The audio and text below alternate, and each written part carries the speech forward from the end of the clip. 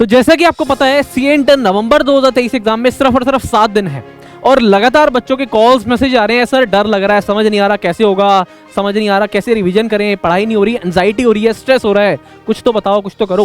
तो बेटा अगर आपके साथ भी यही सिचुएशन है तो आज की वीडियो आपके लिए है। आज की वीडियो के अंदर मैं कुछ ऐसे पॉइंट बताऊंगा, कुछ ऐसे 7 पॉइंट बताऊंगा जिन्हें इंप्लीमेंट कर दिया तो ये बहुत ज्यादा हेल्पफुल रहेंगे अपकमिंग अटेम्प्ट के अंदर, और आप भगवान ने चाहा तो ये अटेम्प्ट क्लियर भी करेंगे।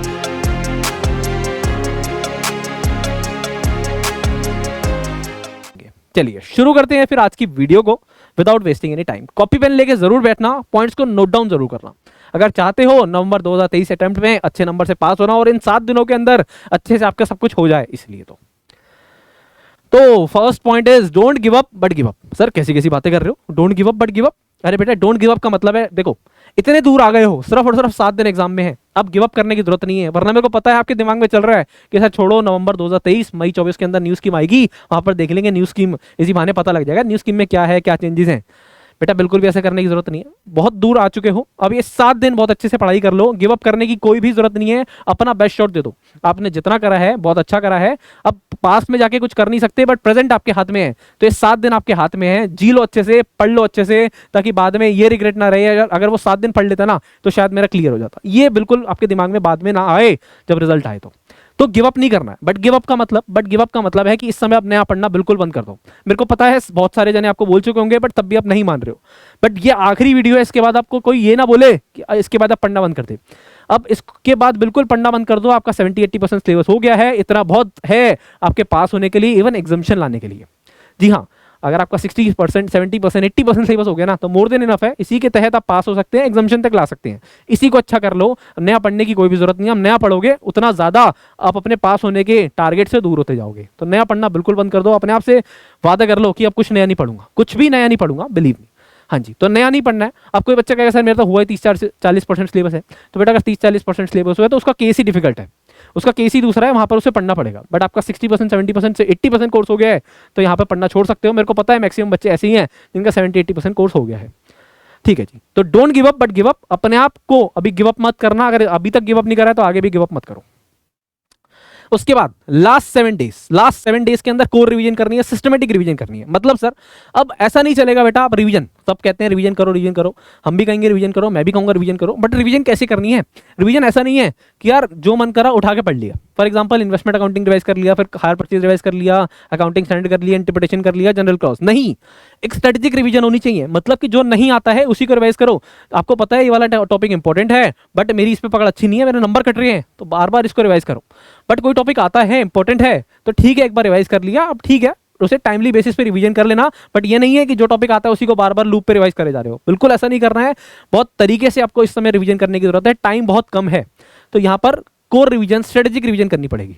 अब यहाँ पर 2 तरीके से बच्चे आएंगे, यहाँ पर 2 टाइप के बच्चे होंगे। एक वो जो पिछले 1 महीने से अकाउंट्स को छोड़ रखा था और बाकी सब्जेक्ट पे ध्यान दे रहे थे, और एक वो जो 1 महीने से बाकी सब्जेक्ट तो कर रहे थे बट अकाउंटिंग भी कर रहे थे कि उन्होंने स्टार्टिंग से अकाउंट्स पे ध्यान नहीं दिया था।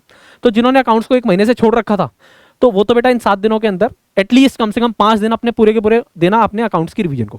बिल्कुल ऐसे करना, 5 दिन अपने पूरे के पूरे अकाउंट्स की रिवीजन को देना। और बेसिकली चाहे आप आज से ही अकाउंट्स की रिवीजन चालू कर दो, बीच में 2 दिन बाकी सब्जेक्ट को दे देना, जिसको मन करे, जो वीक हो। बट जिन बच्चों ने अभी तक अकाउंटिंग पढ़ते आ रहे थे वो क्या करना है, उन्हें पेपर 1 और पेपर 2 की रिवीजन करनी है, कोर रिवीजन करनी है। आप ये मान के चलो कि आपका लॉ का पेपर भी साथ साथ है, तो पहले लॉ की रिवीजन फिर अकाउंट्स की रिवीजन, तो लॉ और फिर अकाउंट्स, इस तरीके से आपको इन 7 दिन का रिवीजन करना है, कोर रिवीजन करनी है। ऐसा नहीं कि एक ही चीज को बार बार रिवाइज करे जा रहे हो। इसके अंदर आप रिवीजन के लिए अपने कंसाइज नोट्स या फिर अगर पीआर बुक है तो सोने पे सुहागा है, इसके अलावा कुछ भी करने की जरूरत नहीं है। पीआर बुक में जो इंपॉर्टेंट क्वेश्चन है उन्हीं को राइटिंग में प्रैक्टिस करो, उन्हीं को बार बार लिख के देखो, याद करो, तो सारे के सारे कंसेप्ट वहां से रिवाइज हो जाएंगे। कंसाइज नोट्स है तो वहां से कर सकते हो, कोई भी दिक्कत, कोई भी परेशानी नहीं है। उसके अलावा बेटा next, keep checking tempted MTPs by you. बच्चे क्या करते हैं, सबने कहा पेपर दे दो, आपने दे दिया, आपके नंबर आ गए 60 नंबर 70 नंबर जितने भी आए, बहुत अच्छी बात है, कोई दिक्कत नहीं है। बट उस पेपर में नंबर आए और उसके बाद उस पेपर को साइड में रख दिया, ऐसा बिल्कुल भी नहीं करना है। आपने टेस्ट इसलिए दिया था ताकि आपको गलतियां पता लग सकें, आपको पेपर को एनालाइज करना है सबसे पहले तो जब आपने पेपर दिया था। उसके बाद जब भी दूसरा पेपर दोगे, जब भी पेपर होगा या जब भी आप रिवाइज कर रहे हो, उस पेपर के अंदर जो गलतियां थी उन्हें देखो कि क्या गलतियां थी, ताकि वो गलतियां दोबारा ना हो, एग्जाम में ना हो, वरना पेपर देने का मकसद डिफीट हो जाएगा। ठीक है जी, तो आपने जो अभी तक अटेम्प्टेड एमटीपीज कर रखे हैं उनके अंदर गलतियों को देखो, एक जगह नोट डाउन कर लो, और उम्मीद करता हूं अगर करेक्शन कॉपी बना रखी है तो फिर ये काम बहुत ज़्यादा आसान हो जाएगा आपके लिए। उसके अलावा study only 8 to 10 hours. Sir ऐसा कैसे? अब मेरे को पता है बहुत सारे बच्चे ना यहाँ पर ऐसे होंगे कि 12-12, 15-15 घंटे पढ़ना चालू कर चुके होंगे या कर देंगे आजकल से भी। बेटा ऐसा बिल्कुल भी नहीं करना है। आपको पता है ये जर्नी लंबी है। आपको पता है अगर किसी का बोथ ग्रेड का एग्जाम है तो यार 8 एग्जाम है आपके। 8 एग्जाम मतलब 16-17 दिन। 16-17 दिन आप ये वाला तरीका है ना 12-15 घंटे पढ़ने का कंटिन्यू नहीं कर सकते हैं। 3-4-5 दिन के बाद ही बच्चों की तबीयत खराब होने लगती है कि कभी सर दर्द हो रहा है, आंखें दर्द हो रही हैं या गला खराब हो गया है। तो इससे अच्छा है कि आप 8 से 10 घंटे कॉन्टिन्यूसली पढ़ो। कॉन्टिन्यूसली पढ़ने का मतलब है कि तरीके से पढ़ो, फोकस के साथ पढ़ो, बट ऐसा ना हो कि 12-15 घंटे पढ़ने के चक्कर में 4 दिन पढ़ लिया, 3 दिन खराब हो गए। तो 8 से 10 घंटे अगर आप फोकस के साथ पढ़ रहे हो वो मोर देन इनफ है, वो आपको आराम से पास करा देंगे। इस समय प्रॉपर स्लीप, प्रॉपर रेस्ट बहुत ज़्यादा ज़रूरी है। अपनी बॉडी को इतना डिट्रिएट मत कर देना, इतना एग्जॉस्ट मत कर देना कि पेपर लिखने की हिम्मत ना बचे। तो यहाँ पर प्रॉपर स्लीप, प्रॉपर रेस्ट बहुत ज़्यादा ज़रूरी है। 8 से 10 घंटे मोर देन इनफ है अगर आप सही तरीके से एक स्ट्रेटजी वाइज पढ़ रहे हैं तो। इसके अलावा यहाँ पर एक मैं पॉइंट और आपको कहता हूँ कि आपने यहाँ पर अपने 1.5 दिन के अंदर क्या पढ़ने वाले हैं वो भी अपना सोच के चलो, और अपने अगले दिन का प्लान बना के चला कर रहे हो रोज कि अगले दिन क्या पढ़ना है वो यहाँ पर डिसाइड कर लिया तो 8 से 10 घंटे बहुत अच्छी से पढ़ाई हो जाएगी। रात को सोने से पहले अगले दिन का प्लान डिसाइड कर लिया। उसके अलावा breaks is equal to digestion, phone is equal to indigestion, ये क्या लिख दिया। अब बेटा आप 8 से 10 घंटे पढ़ रहे हो, 24 घंटे आपके पास हैं, तो आपके पास बहुत सारा समय बचेगा। तो ऐसा तो नहीं करना कि एक बार बैठे सवेरे 9 बजे और सीधा जैसे ही 10 घंटे पूरे हुए उसके बाद उठे। आपको ब्रेक्स लेने हैं।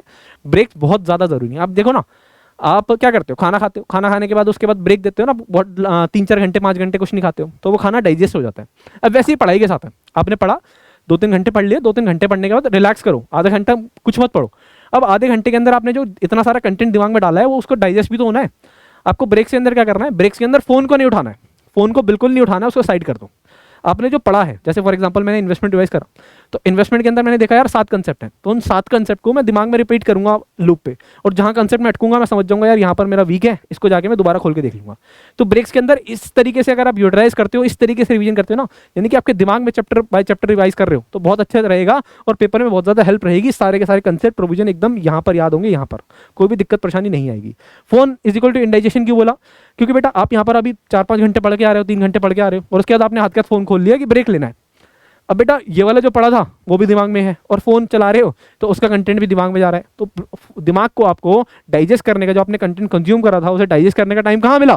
तो इसलिए फ़ोन को नहीं चलाना है इस समय। फ़ोन को जितना ज़्यादा हो सके अवॉइड कर दो, ठीक है जी।